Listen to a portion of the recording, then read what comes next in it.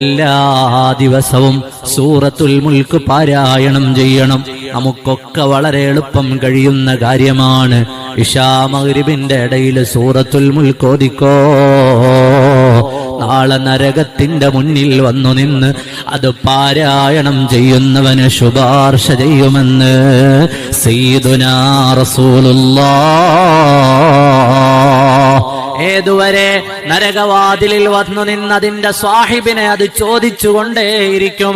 സൂറത്തുൽ മുൽക്ക് നരകവാതിലിൽ വന്ന് അതിന്റെ സ്വാഹിബിന് വേണ്ടി ഇങ്ങനെ ശബ്ദിച്ചുകൊണ്ടേയിരിക്കും. ഏതുവരെ? അവൻ സ്വർഗത്തിലെത്തുന്നതുവരെ. തബാറക്കല്ലദീ ബിയദിഹിൽ മുൽക്കു വഹുവ അലാ കുല്ലി ശൈഇൻ ഖദീർ. ആ സൂറത്ത് നിങ്ങൾക്ക് ശുപാർശ ചെയ്യുമെന്ന് സയ്യിദുനാ റസൂലുള്ളാഹ്.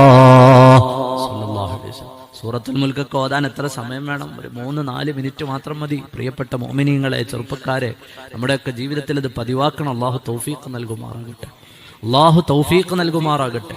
അവന്റെ കൂടെ നരകത്തിലാണോ, നരകവാതിലിൽ വന്നു നിന്ന് അവനെ കുറിച്ച് നരകത്തോട് തർക്കിച്ച് അവനെ കൊണ്ടുപോകും സ്വർഗത്തിലേക്ക്. ശാഫിഈ ശുപാർശ ചെയ്ത് വലിച്ച് സ്വർഗത്തിലേക്ക് കൊണ്ടുപോകും.